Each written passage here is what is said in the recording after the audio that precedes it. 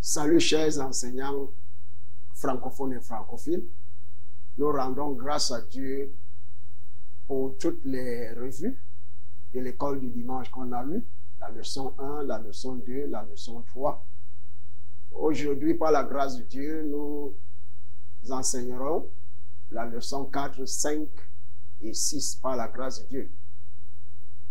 Et en ce jour, la leçon 4, dans le manuel des jeunes adultes et des jeunes. La leçon 4 est intitulée Soteria. Soteria. Le mot soteria vient du grec. En d'autres termes, le titre de la leçon est en grec. Mais ça veut seulement dire salut. Nous pouvons aussi appeler ce titre de la leçon 4 le salut. La sotériologie vient du grec soteria et logos vient dire le discours ou bien la science. La sotériologie, c'est l'étude des différentes doctrines religieuses du salut de l'âme. Et les théories du salut occupent une place importante dans de nombreuses religions à travers le monde. Prions ce matin. Père, s'il te plaît, donne-moi une compréhension de ce qu'est le salut authentique. Père, s'il te plaît, donne-moi une compréhension de ce qu'est le salut authentique. Au nom de Jésus-Christ, nous avons prié. En leçon d'aujourd'hui, dans le passage biblique est tiré du livre de Luc 19, 1 à 10. Luc 19, 1 à 10. Et nous lisons. Jésus étant entré dans Jéricho, traversa la ville. Et voici un homme riche appelé Zachée, chef des publicains, cherchait à voir qui était Jésus. Mais il ne pouvait y parvenir à cause de la foule, car il était de petite taille. Et parcourut en avant et monta sur un sycomore pour le voir, parce qu'il devait passer par là. Lorsque Jésus fut arrivé à cet endroit, il leva les yeux et lui dit, Zachée, hâte-toi de descendre, car il faut que je demeure aujourd'hui dans ta maison. Zachée se hâta de descendre et le reçut avec joie. Voyant cela, tous murmuraient et disaient, il est allé loger chez un homme pécheur. Mais Zachée, se tenant devant le Seigneur, lui dit, voici Seigneur, je donne aux pauvres la moitié de mes biens. Et si j'ai fait tort de quelque chose à quelqu'un, je lui rends le quadruple. Jésus lui dit, le salut est entré aujourd'hui dans cette maison. Parce que celui-ci est aussi un fils d'Abraham. Car le Fils de l'homme est venu chercher et sauver ce qui était perdu. Dieu soit loué par ce passage biblique au nom de Jésus-Christ. Un verset à mémoriser. Dans Genèse 49, 18, Genèse 49, 18, la Bible dit, « J'espère en ton secours, ô Éternel. J'espère en ton secours, ô Éternel. » En d'autres termes, Dieu, quand nous crions à Dieu pour être sauvés, pour être secourus, il le fera au nom de Jésus-Christ. En introduction, soteria est le mot grec signifiant salut, issu de la racine sozo, et qui signifie sauver, secourir ou délivrer. Il décrit le discours ou la délivrance d'un danger, d'une destruction et d'un péril. Parfois, la Bible emploie le mot sauver ou salut pour désigner un secours temporel, physique, comme la délivrance de Paul de la prison. Dans Philippiens 1, 19, Dans Philippiens 1, 19, la Bible nous dit, car je sais que cela tournera à mon salut grâce à vos prières et à l'assistance de l'Esprit de Jésus-Christ. Et je prie que ceci soit votre partage en dépit de ce que vous traversez en ce moment au nom de Jésus-Christ. Plus souvent, le mot salut concerne une délivrance éternelle spirituelle.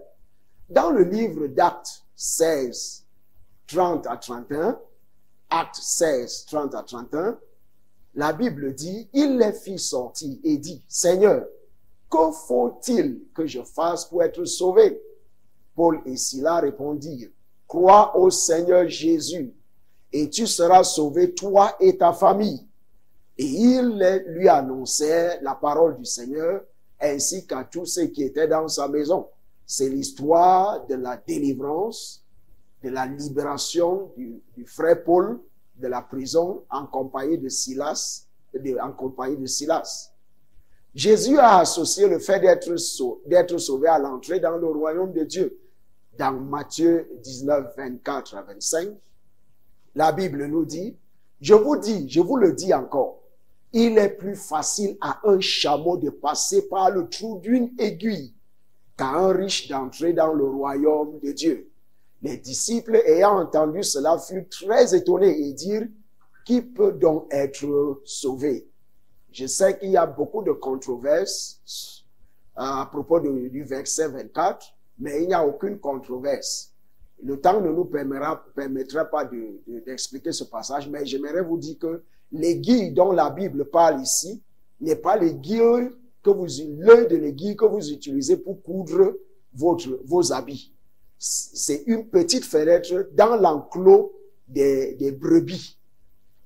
Quand toutes les brebis sont entrées et que le berger découvre qu'il y a une brebis qui ne fait pas partie du troupeau, alors il ferme la grande porte, la porte d'entrée, et il ouvre la petite fenêtre, il va chercher la petite brebis, il vient la passer dans l'enclos par la petite fenêtre pour qu'elle se retrouve dans l'enclos avec les autres.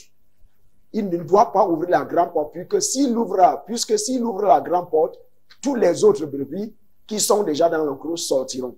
Dieu nous donnera une compréhension de ce passage au nom de Jésus-Christ.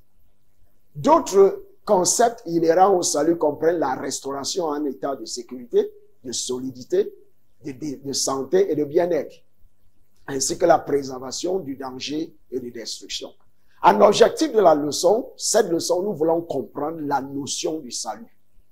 En objectif d'enseignement, à la fin de cette étude, les élèves doivent découvrir le mystère du salut, identifier certains obstacles au salut et énoncer les avantages. Quand vous êtes né de nouveau, quand vous avez été sauvé, quels sont les avantages que vous pouvez jouir?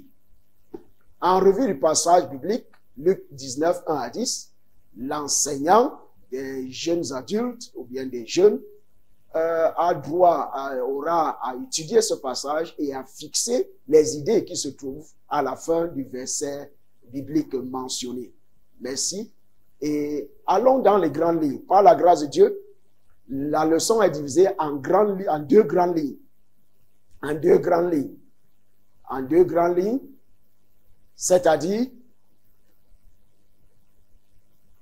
la grande ligne 1 dit le mystère du salut.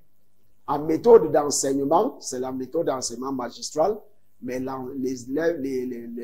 l'enseignant ne doit pas monopoliser la parole, il doit engager ses élèves pour qu'ils puissent se rappeler d'au moins 90% de ce qu'ils ont étudié après 3 jours ou après 72 heures. En grande ligne 1, le mystère du salut. En A, l'expérience du salut se déroule par phases.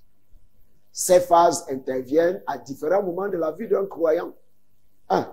Le salut instantané ou immédiat. Qu'est-ce que ça veut dire? Le salut instantané ou immédiat est quand quelqu'un vous prêche la parole et il vous dit, si vous aimeriez donner votre vie à Jésus-Christ, si c'est à l'église, au culte, et le pasteur lance un appel à l'autel, un appel au salut, si vous vous rendez sur l'autel et vous donnez votre vie à Jésus-Christ, c'est le salut instantané ou immédiat. Après, c'est la première phase du salut lorsque quelqu'un confesse Christ comme Seigneur et Sauveur. En point 1, il décrit, c'est-à-dire le salut instantané, décrit la possibilité pour chacun d'être sauvé. En 2 Corinthiens 6.2, 2 Corinthiens 6.2, la Bible dit, car il dit, au temps favorable, j'étais exaucé. Au jour du salut, j'étais secouru.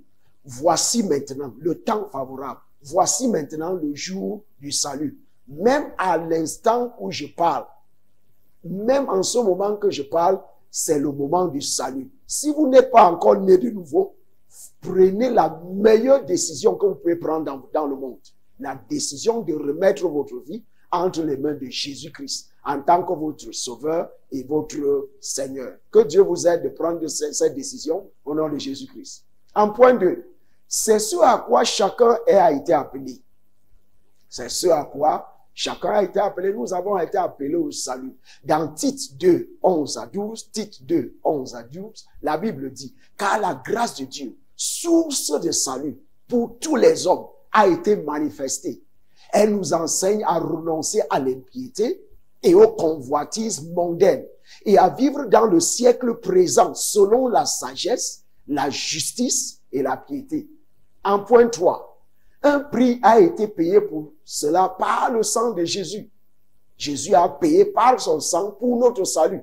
Dans 1 Jean 1, 7 à 9, 1 Jean 1, 7 à 9, la Bible dit, mais si nous marchons dans la lumière, comme il est lui-même lumière, comme il est lui-même dans la lumière, nous sommes mutuellement en communion. Et le sang de Jésus, son Fils, nous purifie de tout péché, de n'importe quel péché. Si nous disons que nous n'avons pas de péché, nous nous séduisons nous-mêmes. Et la vérité n'est point en nous. Si nous confessons nos péchés, il est fidèle et juste pour nous les pardonner et pour nous purifier de toute iniquité.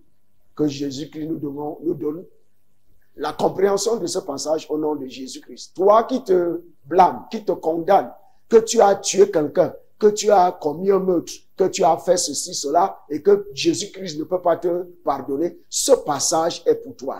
Il n'y a aucun péché que Jésus ne peut pardonner si vous êtes sincère et véritable dans votre intention de remettre votre vie à Jésus-Christ.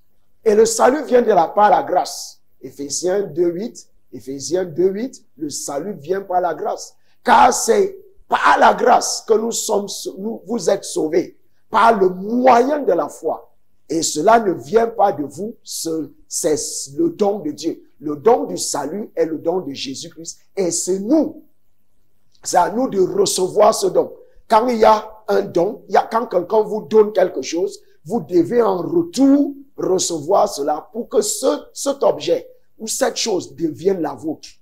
Le Seigneur nous donnera la grâce de pouvoir recevoir ce don en toute sincérité au nom de Jésus-Christ.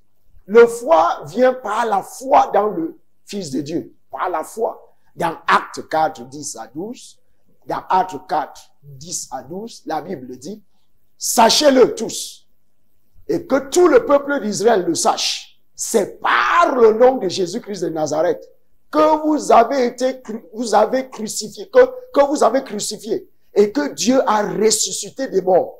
C'est par lui que cet homme se présente en pleine santé devant vous. Jésus est la pierre rejetée par qui vous baptisez, et qui est devenue la principale de langue.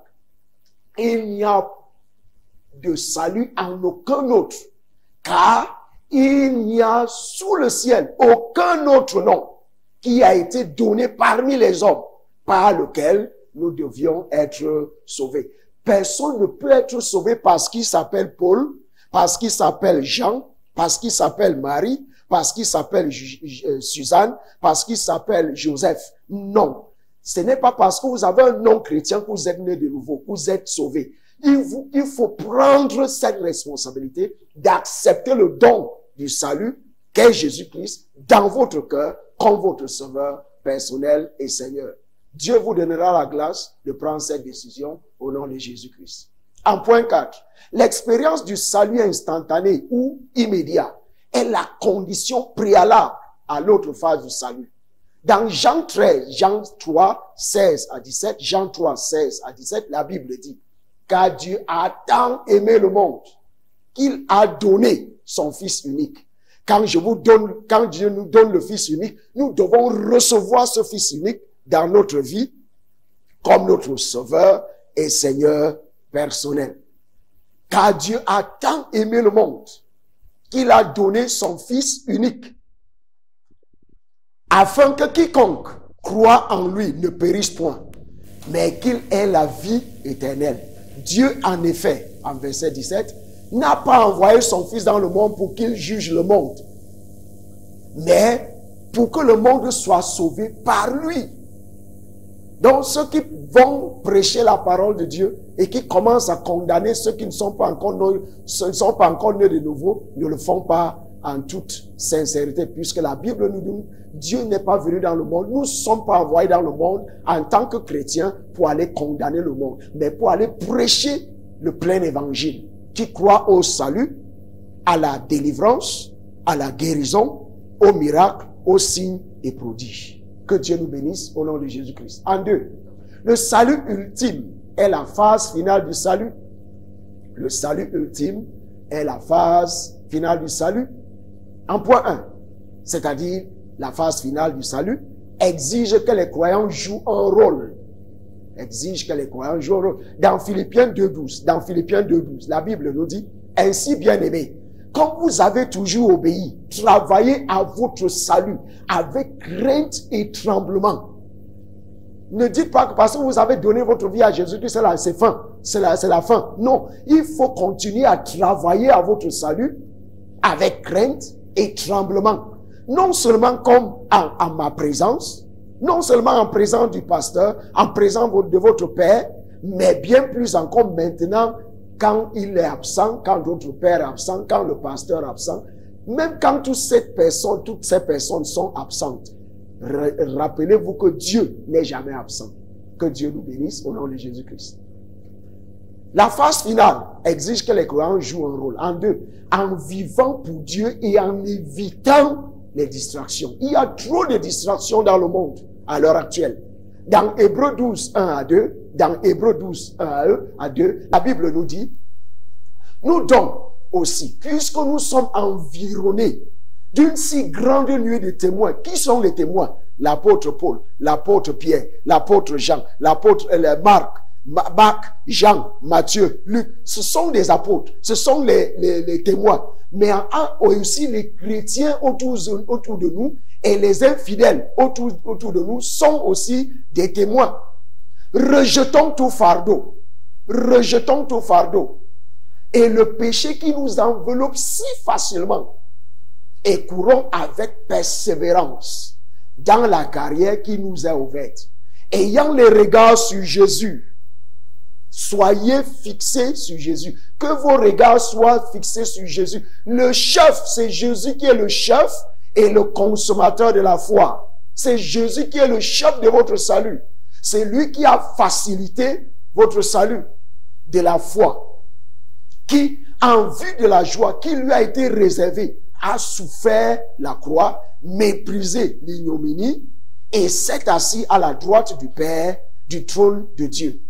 En point 2, le salut ultime exige un partenariat solide avec le Saint-Esprit. Nous ne pouvons rien faire sans le Saint-Esprit. Nous ne pouvons pas réussir dans notre marche personnelle avec le Seigneur sans le Saint-Esprit. Dans Zacharie 4, 6, la Bible dit, alors il reprit et me dit, c'est ici la parole de l'Éternel que l'Éternel adresse à Zorobabel. Ce n'est ni par la puissance, ni par la force, mais c'est par mon esprit, dit l'Éternel des armées. Nous ne pouvons rien faire sans Jésus-Christ. Nous ne pouvons rien faire sans le Saint-Esprit. Dès que nous acceptons Jésus-Christ dans notre cœur comme notre Sauveur et Seigneur, nous devons nous vendre, nous soumettre, nous remettre au Saint-Esprit pour qu'il nous donne la force tant de l'intérieur que de l'extérieur pour marcher sur le chemin du salut en permanence et à la fin du monde. En point 3, l'individu qui a été sauvé doit endurer jusqu'à la fin pour le salut ultime qui donne la vie éternelle avec Jésus-Christ. En Matthieu 10, 22, vous serez haïs de tous à cause de mon nom, mais celui qui persévérera jusqu'à la fin sera sauvé. En d'autres termes, si vous ne persévérez pas jusqu'à la fin, vous ne serez pas sauvé. En point B, le salut instantané ou immédiat est la purification du péché pour commencer une vie nouvelle en Christ. En second Corinthiens 5, 17, la Bible dit, si quelqu'un est en Christ, il est une nouvelle créature. Les choses anciennes sont passées, voici, toutes choses sont devenues nouvelles. Quand vous dites que vous êtes né de nouveau, les choses anciennes que vous faisiez dans le passé, avant que vous ne soyez né de nouveau, doivent disparaître. Et les choses nouvelles, l'amour, la joie, la paix avec tous les hommes, la paix avec Dieu, honorer tous les hommes, sera votre lot et sera votre partage au nom de Jésus-Christ. Amen.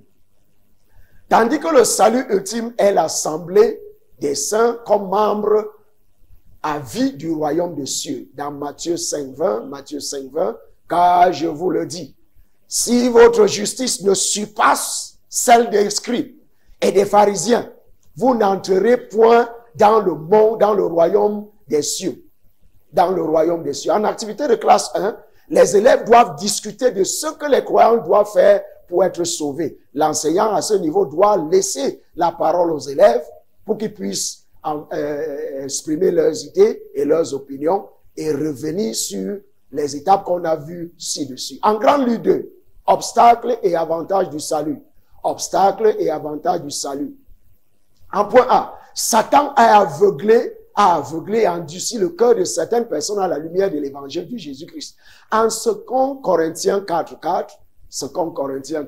la Bible nous dit, pour les incrédules, dont le Dieu de ce siècle a aveuglé l'intelligence, afin qu'ils ne vissent pas briller la splendeur de l'évangile, de la gloire de Christ, qui est l'image de Dieu.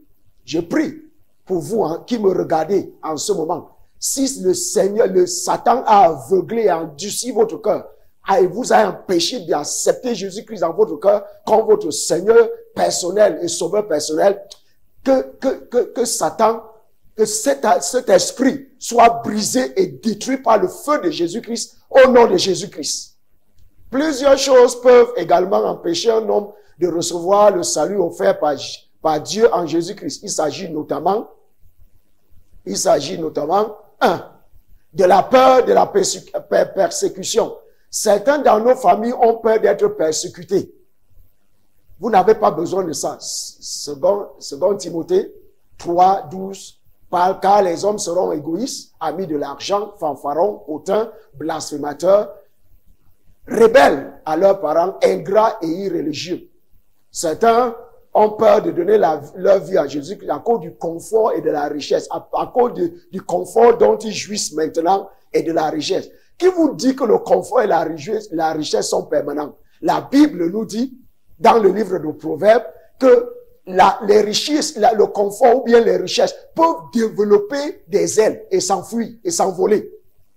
Donc, si vous avez le confort et la richesse, ou les richesses, et ce confort et ces richesses ne sont pas fondées sur Jésus-Christ, elles peuvent développer des ailes et s'envoler. Que Dieu vous aide à comprendre au nom de Jésus-Christ. Matthieu 19, 21 à 22, Matthieu 19, 21 à 22 nous dit, Jésus lui dit, si tu veux être parfait, va, vends ce que tu possèdes, donne-le aux pauvres, et tu auras un trésor dans le ciel. Puis viens et suis-moi. Après avoir entendu ces paroles, le jeune homme riche s'en alla tout triste, car il avait de grands biens.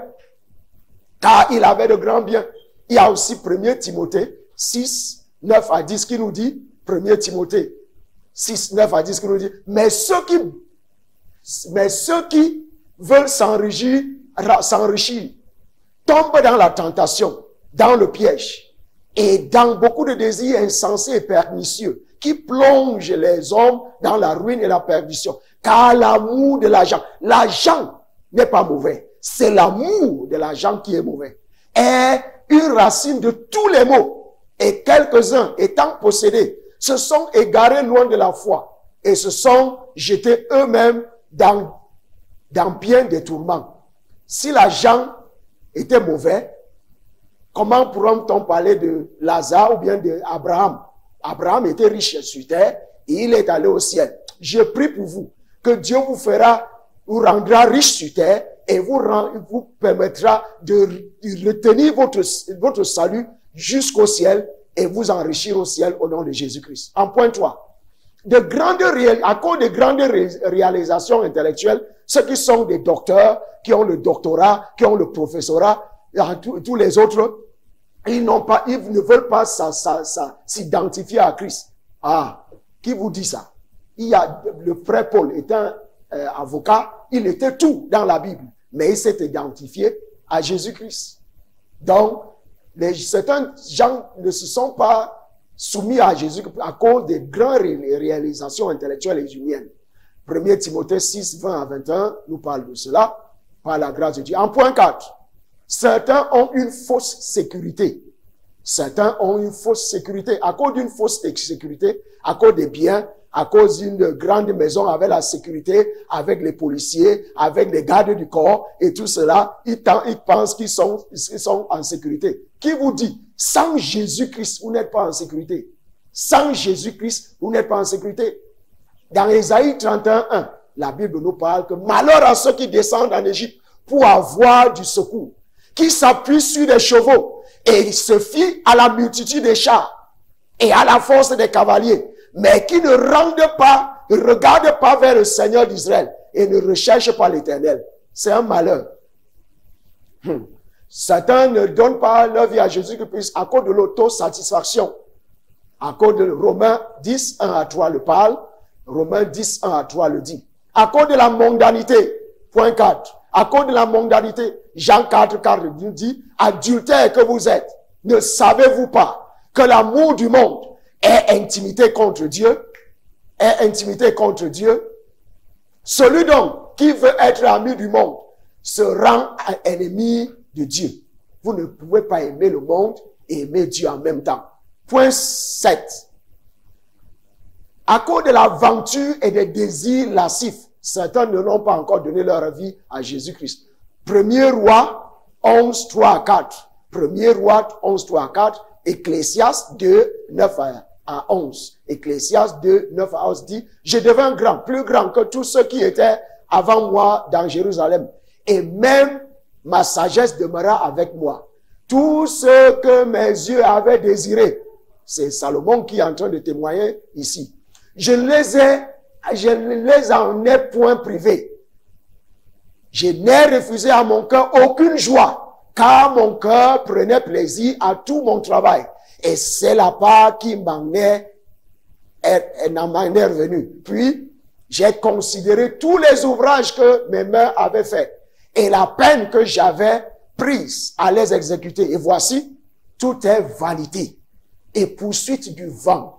Il n'y a aucun avantage à tirer de ce qu'on fait sous le soleil. C'est le Salomon qui donne ce témoignage. Il y a des gens qui ont le pouvoir et la position et ils se disent qu'ils ne peuvent pas encore remettre leur vie à Jésus-Christ. Ils ont peur du pouvoir et de la position. Et Agrippa dit à Paul, tu vas bientôt me persuader de devenir chrétien dans Acte 26, 28. Acte 26, 28. À cause de la convoitise, certains ne se sont pas encore remis à Jésus-Christ. Luc 12, 15. Luc 12, 15 est juste pour pouvoir lire. Puis il leur dit, gardez-vous avec soin de toute avarice. Car la vie d'un homme ne dépend pas de ses biens. Fut-il dans l'abondance? Fut-il dans l'abondance? Du désir, du plaisir de plaire aux hommes. Quand vous voulez plaire à tout le monde, vous ne pouvez pas plaire à Dieu. Vous ne pouvez pas plaire à Dieu. Regardez ce qui se passe dans 1 Samuel 15, 24 à 26. 1 Samuel 15, 24 à 26. Dans le verset 26, Samuel dit à Saul, je retournerai point avec toi, car tu as rejeté la parole de l'Éternel. Et l'Éternel te rejette, afin que tu ne sois plus roi sur Israël. Certains ne sont pas nés de nouveau, ils n'ont pas Jésus-Christ dans leur vie et ils ont commencé à servir à l'église. Ils s'engagent dans les activités religieuses. Ça, c'est pas bon, puisque la Bible dit malheur à vous, dans Matthieu 23, 13, Matthieu 23, 13, malheur à vous, scribes et pharisiens, hypocrites, parce que vous fermez aux autres, aux hommes, le royaume des cieux, vous n'y entrez pas vous-même et vous n'y laissez pas entrer ceux qui veulent entrer. Dans le point 12, à cause des péchés qui nous enveloppent facilement, certains n'ont pas encore donné leur vie à Jésus-Christ. Hébreux 12, 1, nous l'avons lu plus haut. Hébreux 12, 1, nous l'avons lu plus haut. Dans le point 13, à cause de l'ignorance, certains n'ont pas donné leur vie à Jésus-Christ. À cause de l'ignorance, certains n'ont pas donné leur vie à Jésus-Christ. À cause de l'ignorance, certains n'ont pas donné leur vie à Jésus-Christ. 1 Timothée 1, 13. 1 Timothée 1, 13. En point B, il y a plusieurs avantages liés au fait d'être sauvé par Jésus-Christ. Lorsque nous acceptons le don du salut de Jésus-Christ, que Jésus-Christ donne, nous recevons la rédemption de l'esclavage du péché, la rédemption de l'esclavage du péché. En point 2, le pardon des péchés. Il y a des passages bibliques très corrects qui suivent ces passages, ces déclarations. En point 3, la promesse de la vie éternelle. La promesse de la vie éternelle est là. La promesse, c'est que nous voyons la justice de Dieu. Quand nous donnons notre vie à Jésus, nous avons la justice de Dieu. Romains 5, 17. Romains 5, 17. Nous avons la liberté de la malédiction de la loi. Galates 3, 13. Galates 3, 13 dit, Christ nous a rachetés de la malédiction de la loi, étant devenu la malédiction pour nous, car il est écrit, maudit est quiconque est pendu au bois. Jésus qui a été maudit parce qu'il a été pendu au bois, nous sommes bénis et nous devons approprier cette bénédiction en remettant notre vie à Jésus-Christ. L'adoption dans la famille de Dieu. Les Israéliens sont ceux qui sont originellement de la famille de Dieu. Mais nous, les païens, en acceptant Jésus-Christ dans notre cœur comme notre Seigneur et Sauveur, nous sommes adoptés dans la famille de Dieu. Et nous recevrons aussi la paix avec Dieu. Nous aurons la paix avec Dieu. En tant qu'avantage, nous aurons la paix avec Dieu. Il y aura la présence du Saint-Esprit en nous. Il y aura la présence du Saint-Esprit en nous. En activité de classe 2, les élèves doivent discuter de certaines bénédictions qu'ils ont reçues par le salut. Il n'y a pas assez de temps dans cette vidéo. Je pouvais vous parler de la manière dans laquelle, des bénédictions que j'ai reçues pour avoir soumis et remis ma vie à Jésus-Christ. Par la grâce de Dieu, j'ai donné ma vie à Jésus-Christ le 31 décembre 1998. 31 décembre 1998, à l'église chrétienne rachetée de Dieu, à Ikotum Egbe, à Lagos, au Nigeria. C'était la nuit de la veillée de 1999. Alors j'ai donné ma vie. Depuis 1999, je ne suis pas allé à l'hôpital. Par la grâce de Dieu. Je tombe malade, mais je suis guéri en buvant le sang de Jésus-Christ. Je suis guéri en mangeant la chair de Jésus-Christ lors de la Sainte Seine. Je suis guéri par le nom de Jésus-Christ. Je suis guéri par Psaume 107, 20. Psaume 107, 20. Dès que je lis ça, j'internalise cela dans mon cœur et je crois. Je suis guéri par Ésaïe 53, 5. Ésaïe 53, 5. En évaluation, ça ne serait que le bout, le brin de mon témoignage. En évaluation ce soir, l'enseignant doit demander à l'élève de faire la différence ou la distinction entre le salut instantané ou immédiat et le salut ultime. En prière de clôture ce soir, prions. Père, merci de m'avoir sauvé. S'il te plaît, accorde-moi la grâce d'être un participant du salut ultime. Père, merci de m'avoir sauvé. S'il te plaît, accorde-moi la grâce d'être un participant du salut ultime. Si vous avez prié cette prière avec sincérité, Dieu vous accordera la grâce d'être un participant du salut ultime au nom de Jésus-Christ. L'enseignant fera mieux de donner le devoir aux élèves pour qu'ils aillent, fassent un plan pour témoigner du Christ à au moins 5 personnes cette semaine. C'est un devoir.